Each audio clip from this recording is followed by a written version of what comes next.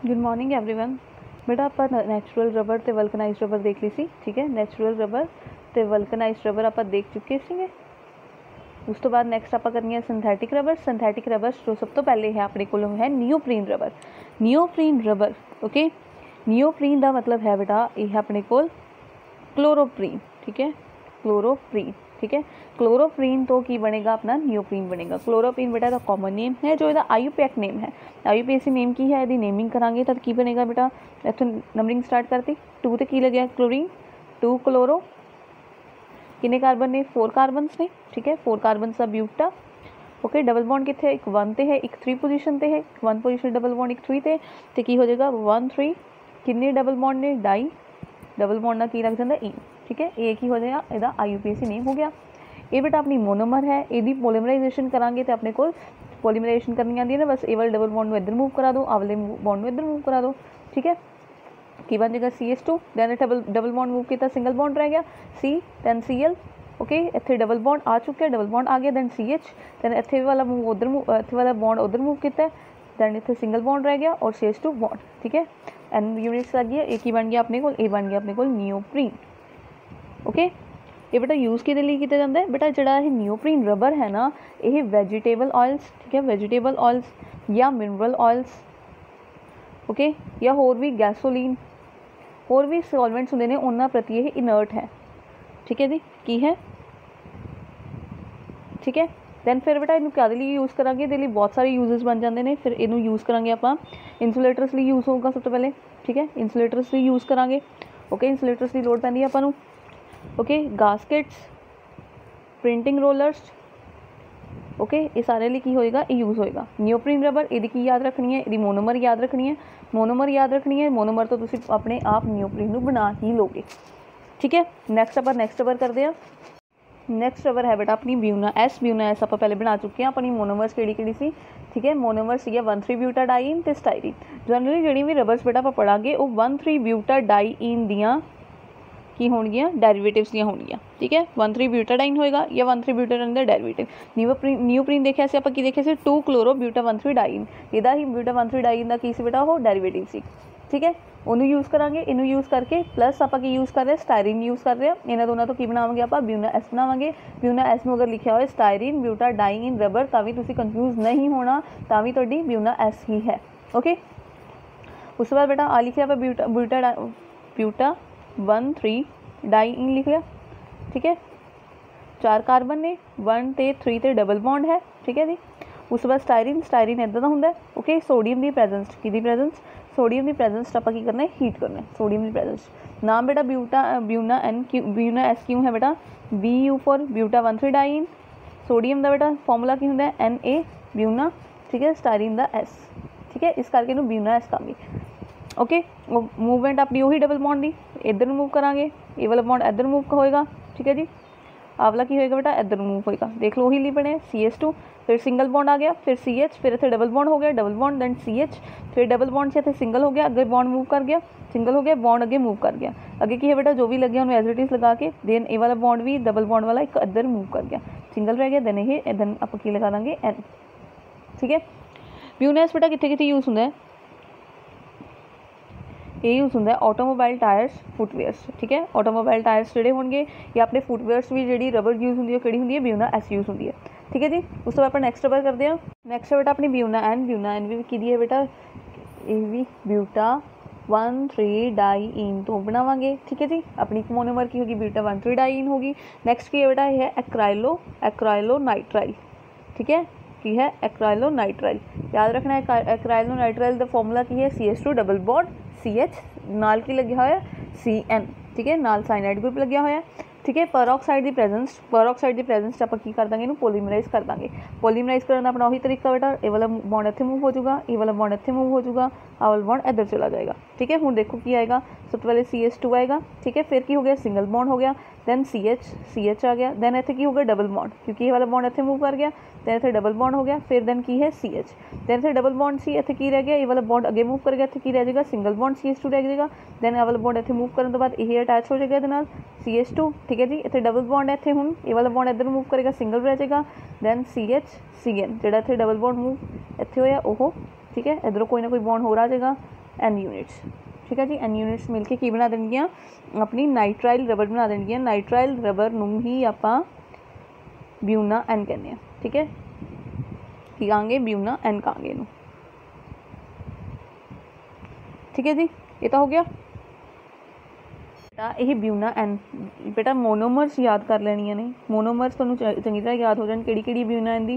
Buta 1,3 dine है, एक्रोनाइट्राइल है, formula पता होना चाहिए। पॉलीमराइजेशन बहुत ईजीली तुसीं कर दोगे। ठीक है जी, अगर तुहानूं बाई चांस इत्थे दी कंडीशनस नहीं याद रहिंदियां तो तुसीं इत्थे सिंपल पॉलीमराइजेशन लिख के भी इनू इस तरह लिख लोगे। ठीक है जी, तां भी तुहानूं फुल मार्क्स मिल जाएंगे। ओके, उस तो बाद की है बेटा यूजेस की है बेटा। यूजेस ऑयल सील बनाने दे काम आंदा है। ठीक है, हॉजेस बनाने टैंक दी जिहड़ी लाइनिंग्स है उन्होंने बनाने दे काम आंदा है। ठीक है जी, होर इहदी इंपॉर्टेंट गल की है कि यह पेट्रोल या लुब्रिकेंट्रिक ऑयल या फिर ऑर्गेनिक सॉल्वेंट्स के रेजिस्टेंट का मतलब है कि उन्होंने कोई असर ये नहीं होंदा। इन्हां चीज़ों का कोई भी असर अपनी ब्यूना N ते नहीं होंदा। ठीक है, ओके, अपनी रबर्स हो गई। उस बाद आप देखते हैं नैक्सट टॉपिक। नैक्सट बेटा अपना टॉपिक है मॉलिक्यूलर मासेस ऑफ पॉलीमर्स। ठीक है, पॉलीमर्स का आप मॉलिक्यूलर मास कैलकुलेट करना है। ठीक है जी, एक ही है बेटा, यह एग्जाम पॉइंट ऑफ व्यू तो इंपॉर्टेंट नहीं हैगा। ठीक है, लेकिन अपने कॉम्पीटिटिव एग्जाम्स ये रिलेटेड बहुत सारे क्वेश्चन आ जाते हैं। ठीक है, की करना होगा उत्थे आप मॉलिक्यूलर मास कैलकुलेट करना होगा। ठीक है, दो तरह आप मॉलिक्यूलर मास कैलकुलेट करते हैं पॉलीमर्स का। ठीक है, एक नंबर एवरेज मॉलिक्यूलर मास, एक वेट एवरेज मॉलिक्यूलर मास। ठीक है, दोनों का फॉर्मूला लिखा होया। नंबर एवरेज का की लिखा होया MN रिप्रजेंट करांगे N लिखा होएगा, जिथे M के पैर N लिखा होगा तो बाहर लिखा होगा, तो मतलब है तुसी एवरेज मॉलिक्यूलर मास करना है। केड़ा नंबर एवरेज मॉलिक्यूलर मास। ठीक है जी, की है समीशन NI/MI। ठीक है, N की है बेटा नंबर ऑफ मॉलिक्यूल्स ने, MI ने वो मॉलिक्यूल का मास कितना है divide by total number of जिन्ने भी मॉलिक्यूल ने। ठीक है जी, उस तो बाद वेट एवरेज का की है बेटा, वेट एवरेज मॉलिक्यूलर मास किवें कढांगे। ठीक है जी, NI वही नंबर ऑफ मॉलिक्यूल्स, MI दा स्केयर मतलब जिहड़ा भी उहदा मास है उहदा की कर देंगे स्केयर कर देंगे divided by summation of NI/MI। ठीक है, NI उत्थे फिर की ने नंबर ऑफ मॉलिक्यूल्स, MI की है अपना मास। ठीक है, अगर इनू खोल के लिखांगे तो पहले की लिखांगे M1 square plus M2 square plus M3 square. ठीक है, इस तरह डैश डैश डैश चलेगा। नीचे की आएगा N1 M1 N2 M2 plus M3 ठीक है, इस तरह आएगा। तो इनू खोल के लिखांगे तो क्या आएगा N1 M1 plus N2 M2 plus N3 M3 जितना भी है अपने को लिख लाँगे divided by NI the summation मतलब N1 plus N2 plus N3 so on. ठीक है, ये हो गया अपने फॉर्मूले। हुण आपां क्वेश्चन करते हैं। क्वेश्चन की है इन पॉलीमर सैंपल है 30% मॉलिक्यूल किदा है उन्होंने मॉलिक्यूलर मास हैगा 20,000 okay 40% have 30,000 and rest have 60,000। Calculate mass average molecular mass. ठीक है, अपने मास एवरेज मतलब वेट एवरेज भी कैलकुलेट करना है, नंबर एवरेज मतलब MN बार वाला भी कैलकुलेट करना है। ठीक है, दोनों कैलकुलेट करते हैं। जो भी बेटा अपन क्वेश्चन परसेंटेज के दिता होंगे, जो भी परसेंटेज के दिता होंगे आप लेट कर लेने कि अपने को टोटल कितने मॉलिक्यूल ने 100 मॉलिक्यूल ने वो 30% कितना हो जाएगा 30 ही हो जाएगा। ठीक है, 30 का मास कितना मॉलिक्यूलर मास 20,000 लिख लिया। 40 का कितना 30,000 40 का 30,000 बाकी टोटल कितने रह गए बेटा 100 से 17 माइनस कर दो क्योंकि 40 प्लस 30 की हो जाएगा 70। टोटल 100 से 70 माइनस करते कितने रह गए 30 रह गए। 30 का कितना हो गया इतना हो गया। तो अपन पहले की कैलकुलेट करना है नंबर एवरेज मॉलिक्यूलर मास पहले कैलकुलेट करते हैं। अपन फॉर्मूला होता पता है आप किया सी NI/MI डिवाइडेड बाय NI इन्हां दा की होएगा समेशन होएगा। ठीक है, अपने को कितने ने 3 ने इस करके N1 M1 N2 M2 N3 M3 divided by N1 plus N2 plus N3। ठीक है, उन फर्स्ट नंबर ऑफ मॉलिक्यूल्स कितने ने ठीक है 30 ने मास कितने 20,000 ओके 30 इंटू 20,000 प्लस ओके अगे कितने ने 40 का कितना मास है 30,000 40 मल्टीप्लाई बाय 30,000। ठीक है, उस तो बाद N3 नंबर 3 कितना नंबर है 30 मास कितना होता 60,000। ठीक है, divided by N1 plus M2 plus N3 that is 30 plus 40 plus 30 plus 40 plus 30। ठीक है, इनू कैलकुलेट करने ते आ जाएगा बेटा 36,000। कैलकुलेट करने ते कितना आ जाएगा 36,000 आ जाएगा। जो ए वाला मास आया अपना ये जो मॉलिक्यूलर मास आया ये आया average molecular mass, number average molecular mass. ठीक है, अगे अपन ने वेट वाला करना है। वेट वाला फॉर्मूला अपन पता है NI square divided by NI। ठीक है जी, 3 ने N1 square, N2 M2 square, N3 M3 square divided by N1 M1। ठीक है, इन्हां दा समेशन है ना N2 M2। थर्डली की हो जाएगा N3 M3। समेशन का मतलब होंगे बेटा ऐड करने सारे में। ओके, वैल्यूज पुट करांगे। ठीक है जी, N1 की वैल्यू कितनी है अपने को, N1 की वैल्यू है 30। मास कितना होता, मास हैगा 20,000, यदि की हो जाएगी स्क्वायर, प्लस N2 कितना बेटा, N2 40, मास हैगा ਉਹਦਾ 30,000 की हो जाएगी स्क्वायर। उस तो बाद की है 30, मास कितना बेटा ਉਹਦਾ 60,000, ਉਹਦੀ की हो जाएगी square divided by N1 M1। ठीक है, N1 की है, N1 है अपने को 30 मल्टीप्लाई M1 की है 20,000 प्लस N2 की है बेटा अपने को, N2 है अपने को 40 मल्टीप्लाई बाय ਉਹਦਾ मास कितना है 30,000। ओके, थर्ड वन की है बेटा नंबर ऑफ मॉलिक्यूल्स 30, तो ਉਹਦਾ मास है 60,000। ठीक है, ਜਦੋਂ ਇਹਨੂੰ ਸਾਰੇ ਨੂੰ ਸੋल्व करांगे, कैलकुलेट कर लांगे, अपने को आ जाएगा 43333। ठीक है, इन कैलकुलेट करके आ जाएगा अपने को ये, तो ये अपने को की हो जाएगा वेट एवरेज मॉलिक्यूलर मास। ठीक है, वेट एवरेज हो गया, नंबर एवरेज भी आप कर लिया, बहुत सिंपल सीगा, जस्ट फॉर्मूला याद रखना है, जस्ट उन्होंने फॉर्मूला याद होना चाहिए भी ਇਹਦਾ फॉर्मूला यह है, बस तुम वैल्यूज पुट करनी ने, होर कोई भी प्रॉब्लम नहीं आएगी ये। ठीक है जी, नैक्सट करते आप। नैक्सट बेटा अपनी एक इंपॉर्टेंट गल रहेगी, दैट इज़ PDI की है पॉली डिस्पर्सिटी इंडेक्स। ठीक है जी, ये की होंगे बेटा, जो भी आपने किसी का PDI कढ़ना है, किसी भी पॉलीमर का PDI कढ़ना है, दैन आप जो वेट वाला मास वाला एवरेज मॉलिकुलर मास कैलकुलेट किया सी, उन्होंने डिवाइड कर देना नंबर वाले नाल। ठीक है, उन्होंने नंबर वाले डिवाइड कर देंगे। ठीक है जी, फिर ये तो की आएगा बेटा, अगर ये वैल्यू आ जाती है 1, ठीक है, उदों इनू कहेंगे मोनो डिस्पर्स। ठीक है जी, मोनो डिस्पर्स कहेंगे। अगर 1 तो ज़्यादा आ जाती है फिर आप कहेंगे पॉली डिस्पर्स पॉलीमर्स। ठीक है जी, फिर की कहेंगे पॉली डिस्पर्स कहेंगे। ठीक है जी, नैचुरल पॉलीमर्स लिए जोड़े नैचुरली एग्जिस्ट पॉलीमर ने ना नैचुरल वाले, उन्होंने PDI की वैल्यू हमेशा 1 होंगी है। ठीक है जी, ये 1 का मतलब की है कि ये होमोजीनियस इन नेचर नहीं, होमोजीनिटी है इन्हां च। ओके, समझ आ गई कि PDI नाल की पता लगता है आपां नूं, होमोजीनिटी पता लगती है किसी भी पॉलीमर की, और नैचुरल पॉलीमर्स जिहड़े हुंदे ने वो होमोजीनियस ही हुंदे ने। ठीक है, उन्हां दी पॉली डिस्पर्स की वैल्यू कितनी आती है, 1 ही आती है। ठीक है, लेकिन जोड़े अपने सिंथेटिक पॉलीमर्स ने उन्होंने ग्रेटर दैन 1 आती है। ओके, नैक्सट बेटा आप करते हैं बायोडिग्रेडेबल पॉलीमर्स। नैक्सट है बेटा बायोडिग्रेडेबल पॉलीमर्स। बायोडिग्रेडेबल तो अपन वैसे ही पता लग रहा होगा भी की होणगे है। ठीक है, जनरली बेटा जो भी आप पॉलीमर्स यूज़ करते हैं, ठीक है, वो इनर्ट होंगे ने, की होंगे ने, इनर्ट होंगे ने अपने लिए। ओके, इनर्ट होंगे ने मतलब आपको इन्हां दा कोई नुकसान नहीं हैगा, लेकिन बेटा इन्हां दा नुकसान अपने इन्वायरमेंट नूं हुंदा है। ठीक है जी, अपने इन्वायरमेंट नूं नुकसान होंदा है जदों ये की नहीं होंदे, डीकंपोज नहीं होंदे।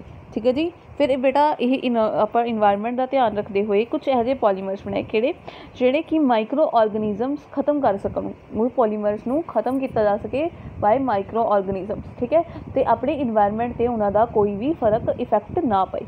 ठीक है, बुरा प्रभाव अपने इन्वायरमेंट से ना पाए, उवें दे पॉलीमर्स आप कहते हैं बायोडिग्रेडेबल पॉलीमर्स। ठीक है जी, polymers which are degraded by micro organisms. ठीक है, कौन माइक्रो ऑर्गेनिजम नाल की खत्म हो जान विद सूटेबल पीरियड। ठीक है जी, टाइम भी फिक्स भी इन्ने टाइम से खत्म हो जाएंगे, so that biodegradable polymers and their degraded product.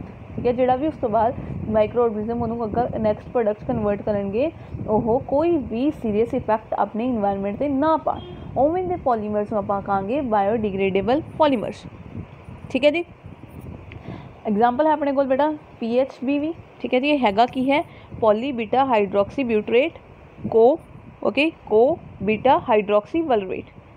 ठीक है, ये बेटा नाम बहुत टफ है, तुम याद रख लो PHBV।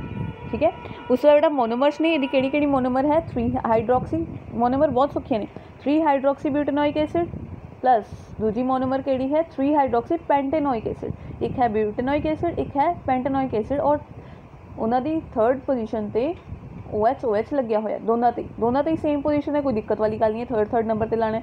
एक केड़ा है एसिड है ब्यूटेनोइक है, एक है पेंटेनोइक एसिड है। ठीक है जी, अब बना के देखिए पॉलीमर मोनोमर्स के बेसिस ते मोनोमर आप जो नाम लिखता ਉਹਦੇ अकॉर्डिंग 1 2 3 ਤੇ ਕੀ ਹੋਣਾ ਚਾਹੀਦਾ हाइड्रोक्सी ग्रुप मतलब OH ग्रुप ठीक है हैगा कि ब्यूटेनोइक एसिड मतलब कि 4 कार्बन होने चाहिए ने और एक कार्बन केड़ा होना चाहिए 1 2 3 4 नाल केड़ा फंक्शनल ग्रुप होएगा ये कार्बोक्सिलिक ग्रुप वाला फंक्शन है ठीक है जी कार्बोक्सिलिक दे विच लाने ना ओइक एसिड ठीक है 4 कार्बन ने ठीक है जी ग्रुप केड़ा फंक्शनल ग्रुप केड़ा ओइक एसिड वाला है देन ये की हो गया 3 हाइड्रोक्सी ब्यूटेनोइक एसिड सेम बेटा ये की होएगा पेंटेनोइक एसिड वाला हो जाएगा हुण किन्ने ने उथे 4 कार्बन से 5 हो जाएंगे 1 2 3 4 5 ठीक है हुण आपां पॉलीमर बनाने इहदा ਜਿਹੜਾ बेटा ਇਹਦਾ पॉलीमर होएगा वो OH ਤੇ ए वाली ग्रुप्स ये दोनों फंक्शनल ग्रुप ने ना इन्होंने दोनों ਨੂੰ यूज़ करके होएगा फिर आप की कर लिए थोड़ी जिन्हों की चेंज कर लिए आप की कर लिए भी OH ग्रुप ने इत्थे लिख लिए CH3 ਨੂੰ ਇੱਥੇ लिख लिए दैन OH ਨੂੰ ਇੱਥੇ लिख लिया CH3 ਨੂੰ ਐਵੇਂ लिख लिया ठीक है जी बस ਤੁਹਾਨੂੰ याद करने की लोड़ नहीं है इनू भी किद्दां होएगा बस इनू देख लो भी किद्दां बनाना है इदू भी ए वाले बॉन्ड ਨੂੰ आ वाले जी पूरा ग्रुप है इनू ਇੱਥੇ लिख लेने OH ਨੂੰ ऊपर लिख लेने OH ਇੱਥੇ लिख लिया ठीक है उस तो बाद की है CH ਇਹਦੇ ਨਾਲ ਕੀ ਲੱਗਿਆ ਹੋਇਆ CH2 ਲੱਗਿਆ ਹੋਇਆ ओके देन उस तो बाद की है बेटा उस तो बाद CH2 COOH ओके अपन फिर तो की गायब कर देने वाटर गायब करना है ठीक है वाटर गायब कर देने H2O ठीक है इधरों भी H2O गायब बाकी एज इट इज़ लिख लेने ठीक है स्टार्टिंग की है O है ओके O मीनस टू से ऑक्सीजन ओके CH2 ਇਹਦੇ ਨਾਲ ਕੀ ਲੱਗਿਆ ਹੋਇਆ CH3 ਲੱਗਿਆ ਹੋਇਆ ਦੈਨ ਇੱਥੇ ਬੇਟਾ C ਦੇ ਨਾਲ ਕੀ ਲੱਗਿਆ डबल बॉन्ड O दैन एक सिंगल O ठीक है तेरा हाइड्रोजन निकल गया OH निकल गया दैन उस तो बाद की है CH ਇਹਦੇ ਨਾਲ ਕੀ ਲੱਗਿਆ CH2 CH3 दैन उस तो बाद की है CH2 then C double bond O ठीक है उस तो बाद ये OH निकल गया ओके तो N यूनिट्स आईयां तो अपना की बन गया ये PHBV ठीक है जी बहुत ईजी सीगा नूं बनाना बस तुसीं याद की रखनी है मोनोमर याद रखनियां ने तो उस तो बाद ये याद रखना है भी ये दो जोड़े फंक्शनल ग्रुप ने इन्हां दे नाल इन्हां नूं यूज़ करके ही आपां पॉलीमर बनाना है तो उस हिसाब नाल इन्हां दी की करती अपने अरेंजमेंट करती रीअरेंज करके लिख लिया भी इधरों OH ग्रुप ऊपर लिख लिया CH3 इधर लिख लिया इधर भी OH ग्रुप ऊपर लिखता ए वाला सारा ग्रुप थले लिख लिया ठीक है उस तो बाद आपां जस्ट इन्हां की कर लिया जो आपां नॉर्मली हुण तक करते आ रहे हैं ठीक है हुण इहदा यूसेज कित्थे बेटा आप यूज़ कित्थे करांगे इहनूं स्पैशल पैकेजिंग दी ठीक है जी फूड पैकेजिंग ली हुंदा है ना स्पैशल पैकेजिंग लिए आप यूज़ करांगे इहनूं यूज़ करांगे उस तो बाद कंट्रोल रिलीज़ ऑफ ड्रग इहदा मतलब की है कंट्रोल रिलीज़ ऑफ ड्रग ठीक है ये पॉलीमर है ये पॉलीमर के की बनते हैं कैप्सूल्स बनते हैं ठीक है कैप्सूल्स बनते हैं और कैप्सूल दे विच कोई ना कोई ड्रग पाई जाती है ये बेटा करदा की है ये उत्थे ही रिलीज़ हुंदा है जिथे ड्रग नूं कित्थे रिलीज़ करेगा उत्थे ही रिलीज़ करेगा जिथे ये पॉलीमर की हो जाएगा डिग्रेड हो जाएगा डिग्रेड का मतलब है कि खत्म हो जाएगा ओके उत्थे ही की करेगा रिलीज़ करेगा ड्रग ओके तो की हो गया कंट्रोल मतलब इधर उधर रिलीज़ नहीं करेगा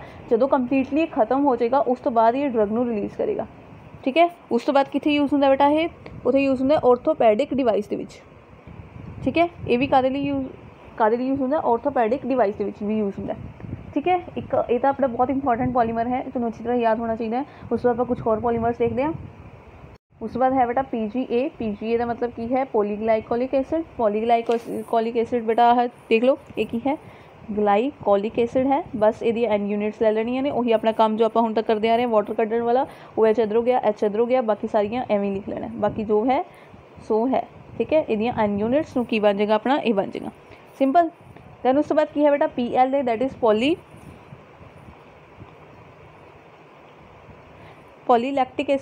पॉलीलैक्टिक एसिड है PLA पॉलीलैक्टिक एसिड ये बेटा फॉर्मूला की है ये ठीक है फॉर्मूला याद रख लेना की है 2 C लगा ले ठीक है एक साइड तो COOH है एसिड है तो मतलब C डबल बॉन्ड OOH लगा लिया ठीक है एक साइड CH3 एक साइड की है OH अपना हाइड्रोक्सी ग्रुप ठीक है उस तो बाद की है कंडेंसेशन करनी है कंडेंसेशन का मतलब है कि एक साइड तो की जाएगा OH रहेगा एक साइड तो की जाएगा H रहेगा ठीक है बाकी सारी चीज़ को एज इट इज़ लिख लो ठीक है लिख ली ये किन्ने N अपना की बन गया पॉलीलैक्टिक एसिड बन गया सिंपल ठीक है जी नैक्सट पॉलीमर है बेटा अपना नायलॉन 2 नायलॉन 6 ठीक है जी केड़ा नायलॉन 2 नायलॉन 6 ठीक है ये भी की है एक बायोडिग्रेडेबल पॉलीमर है ठीक है ये मोनोमर्स कड़ी ने बेटा ग्लाइसिन का फॉर्मूला की होंगे NH2 CH2 COOH ठीक है जी दूजा है अमीनो कैप्रिक एसिड ठीक है जी ये की है अमीनो मतलब NH2 CH2 दी 5 यूनिट्स COOH ठीक है जी ओके याद हो जाएंगे यूनिट्स बहुत इंपॉर्टेंट है भी तुहानूं ये वाली मोनोमर्स याद हो नायलॉन 2 नायलॉन 6 की है नायलॉन 2 ਨਾਇਲਨ 6 ਕੀ ਨੇ ਬਾਇਓਡੀਗ੍ਰੇडेबल ਪੋਲੀਮਰਸ ਨੇ, ਠੀਕ ਹੈ ਜੀ। ਦੀ ਮੋਨੋਮਰਸ ਕੀ ਨੇ ਗਲਾਈਸੀਨ ਤੇ ਅਮੀਨੋ ਕੈਪਰਿਕ ਐਸਿਡ ਨੇ, ठीक है। उस तो बाद इन्हू की करना बेटा पॉलीमराइज करना, वो तेन बड़ी अच्छी तरह आता है पॉलीमराइज करना, राइट। पॉलीमराइज करने लिए की कहांगे बेटा, इत्थों NH नू एवें लिख दिए, ठीक है। एक अपना H ते एक इधरों OH, ओके। इधरों वाटर निकल जाएगा तो सेम इधरों भी H लिख दिए, OH ते H इधरों भी वाटर निकल जाएगा, ठीक है। बाकी सारा एज इट इज़ अटैच कर देंगे। किदा बेटा देखो N एक H पे है, NH लिखता, फिर उस तो बाद की है CH2 है, उस तो बाद C डबल बॉन्ड O रह गया, ठीक है। उस तो बाद N दे नाल H लगा रह गया, CH2 नाल की ने CH2 5 ने 5 CH2 लगे हुए ने, उस तो बाद की है C डबल बॉन्ड O है, ठीक है। इहदा आपां की कर लिया N यूनिट्स, ये अपना की बन गया नायलॉन 2 नायलॉन 6, ठीक है। नायलॉन 2 नायलॉन 6 हो गया, ओके। आ नायलॉन तो ठीक है 2 ते 6 किवें रिप्रेजेंट करते हैं बेटा, तो कार्बन आइटम्स किन्ने ने इत्थे 2 ने, नायलॉन 2 इत्थे किन्ने ने 6, किन्ने ने 5 आ सीगे और 1 ये 6, नायलॉन 2 नायलॉन 6 हो गया है, ठीक है। उस तो बाद बेटा बायोडिग्रेडेबल पॉलीमर्स जनरली अपनी यूज़ कितने होंगे ने, अपने सर्जरीज होंगे ने, सर्जिकल रूट्स के यूज़ होंगे ने। ये होंगे बेटा 15 to 20 डेज़ के 15 to 20 मैक्सिमम ला लो 1 मंथ के जोड़े ने ये खत्म हो जाते हैं, कि ये वाले पॉलीमर्स जोड़े ने खत्म हो जाते हैं, ठीक है। डिग्रेडेड हो जाते हैं बिना ही अपने इन्वायरमेंट में इफेक्ट किए। एग्रीकल्चर मटीरियल्स भी यूज़ होंगे ने, फास्ट फूड रैपर्स भी आप बायोडिग्रेडेबल पॉलीमर्स यूज़ करते हैं, पर्सनल हाइजीनिक प्रोडक्ट्स भी यूज़ करते हैं, ठीक है जी। ये बेटा की हो गया अपना पॉलीमर चैप्टर कंप्लीट हो गया, पॉलीमर चैप्टर अपना कंप्लीट हो गया। हुण ये नाल दे जिन्हें NCERT क्वेश्चनस ने, ठीक है, जिन्हें तुहानूं MCQs मिलते हैं, जिन्हें कंसैप्चुअल क्वेश्चन ने, ठीक है जी, वो करने ने, इन्हां दे रिएक्शनस की प्रैक्टिस करनी है। और मोनोमर्स नूं एक पेज ते हर एक पॉलीमर की मोनोमर्स नूं लिख लेना है, ठीक है जी, तो उन्होंने अच्छी तरह याद कर लेना, ठीक है। ओके, मिलते हैं नेक्स्ट लेक्चर